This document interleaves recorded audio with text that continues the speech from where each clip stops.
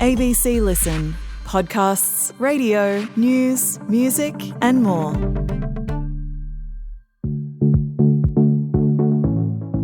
Hi, Jules and Jez here, and every week on Not Stupid, we unpack the news of the week. I like to see when people change their minds because it makes me, just as a normal person, feel like I'm not the only one who exercises a degree of self-doubt every single day. Self-doubt, it's a fine thing. That's our takeaway today. You can find Not Stupid on the ABC Listen app.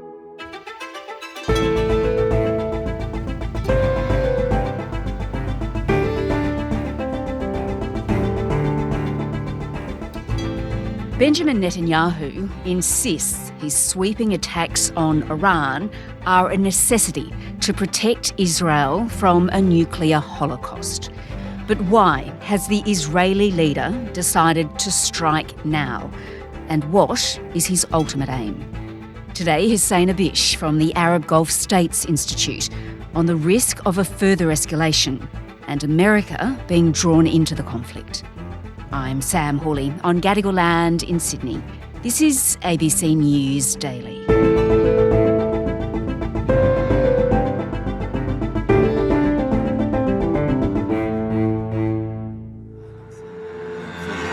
After weeks of threats, explosions across Iran.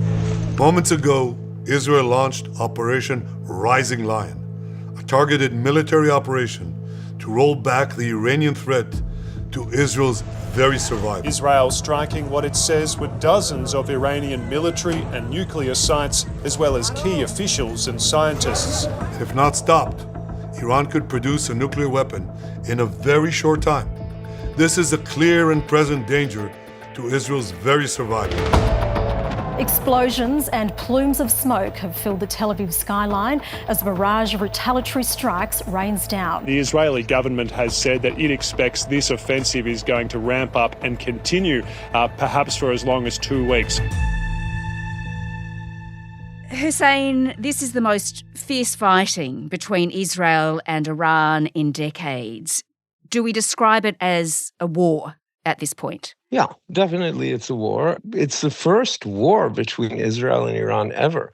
Those two countries had never exchanged direct kinetic military blows before last year, when they had more limited missile strikes against each other. And in this case, it seems to be with the Israelis hitting the Iranians as hard as possible, and then something like that in return. The Israelis appear to be trying to strike Iran with some form of a knockout blow, although how they would calculate the success or failure, what the metric is for that, is not yet clear. But it's definitely a war. Now, it's the kind of war that's very much in the modern era. This is a war that isn't likely to involve ground forces. This is a war that's going to be conducted by air. Well, Rising Lion, which is what the Israelis have dubbed this operation, it's pretty sophisticated, isn't it? Not many militaries could pull something like this off. No, I think that's right. I think it is sophisticated. I mean, first, it's sophisticated in terms of targeting and accuracy. They are able to hit the targets they want to hit with more accuracy than most militaries could dream of having. And so that's, one aspect. And another aspect is not only can they hit what they want to hit, they know what to hit in Iran. So a lot of times countries would have a general sense of, well, there's this buildup here and there's this installation there, but we don't really have the details there. In the case of Israel and Iran, I think that's not the case.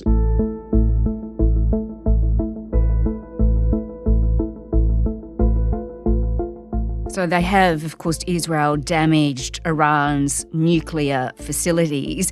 I guess the question, Hussein, is can Israel actually destroy Iran's nuclear program?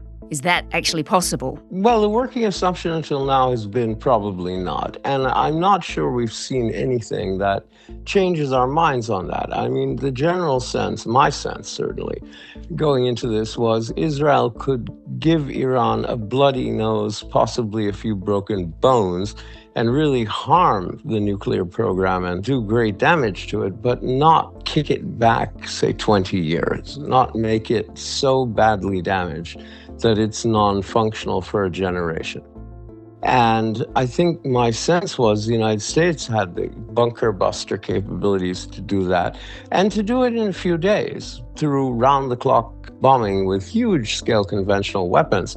The U.S. has not given these in large numbers to Israel or anybody else. So the question is Israeli intelligence so sophisticated and thoroughgoing?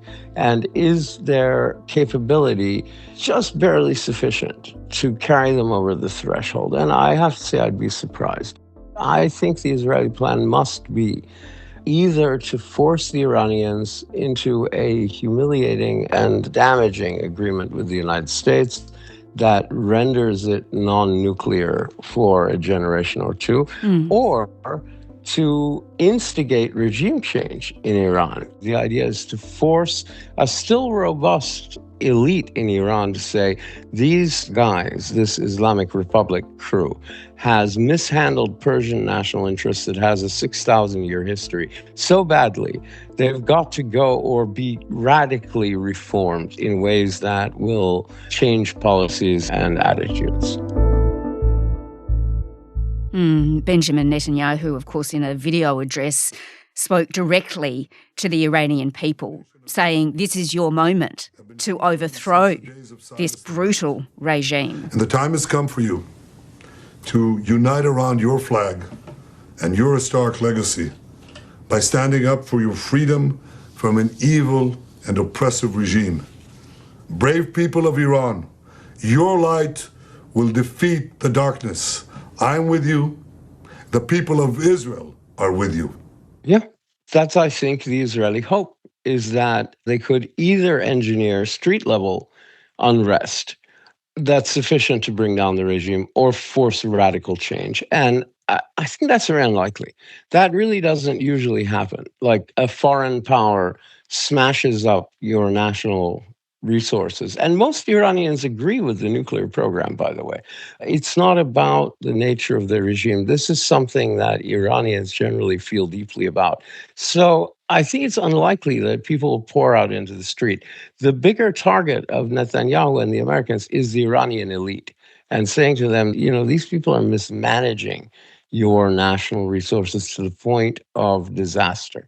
Do something about it. All right. Well, Israel defied, of course, Donald Trump by launching this action. He had warned Benjamin Netanyahu not to do anything that could undermine the US nuclear talks with Iran, which are, of course, now off altogether. I wonder about that. Well, what does his disregard for Trump tell us, if anything? Well, okay, so there are many ways of reading this, right? One is that, yeah, the administration didn't do anything in word or deed that is known to encourage Israel in doing this. But so there was no green light as such, certainly nothing that is attributable. But there also was no red light. Trump has said he knew the date of the attack, which means he knew about it in advance, and he didn't go to the mat to stop it. He didn't tell the Israelis, if you do this, I will no longer talk to you, etc. In fact, he's been quite nice to the Israelis after this, not endorsing it, but not condemning it either. So what the Americans are doing is what is known in American diplomatic circles as constructive ambiguity. That's what they call it. What they mean is that they've adopted a position that allows the Israelis to say, well, we have American backing, because they haven't said no. And so, you know, we're still in good standing with Washington. This is what Israel is doing with the support, the clear support of the President of the United States, Donald Trump, and the American people. And for the Iranians to be able to tell themselves and their own people that, well, the Americans have not been part of this. So if we do end up going back to negotiations with Washington, which they might, let me tell you, then it wouldn't be under duress. And the Americans, similarly, the neo-isolationists around Trump in the kind of fascist wing of his constituency led by Steve Bannon, could say, oh, good, he's staying out of this conflict, no more Middle East wars. Whereas the kind of pro-Israel faction that includes the religious right led by J.D. Vance and also the Jewish right-wingers can say, oh, he's got Israel's back. Both readings are plausible. All right. Well, Hussein, what are the risks now that this could escalate into a wider regional war, and who would be drawn into that if it did happen? There are serious risks, but the players who would join the Iranian camp are limited. When Bashar al-Assad fell, they lost the linchpin of their network. Everything centered around Syria. It was their one state ally, state-level ally in the Arab world and in the Middle East, and the Turkish engineered downfall of al-Assad. But without Assad, it's these disparate gangs. So you've got the Popular Mobilization Front groups in Iraq with their little missiles. You got the Houthis with the kind of dangerous stuff, but very limited they can do. And Hezbollah still exists in Lebanon. They may try to do some things, but Iran's reach now is going to be much more, I think, restricted to what they can do themselves and maybe the Houthis, possibly some missile strikes from Hezbollah.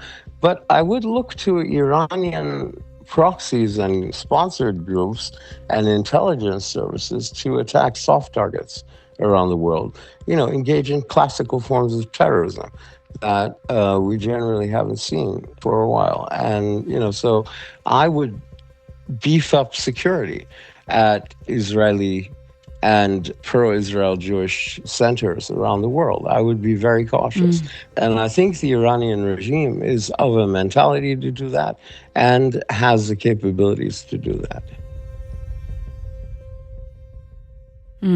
Is there a chance America could be dragged into this, do you think? Of course, yes. If the Americans are attacked, they will respond directly. And maybe the biggest threat of that in Iraq, where there are these hot-headed militia groups that Iran has created but doesn't fully control. So you have all these different little groups, some of them bigger like Kataib Hezbollah and others that are larger, and some of them small, all of them armed, and all of them hopping mad, and who knows who's saying what to whom.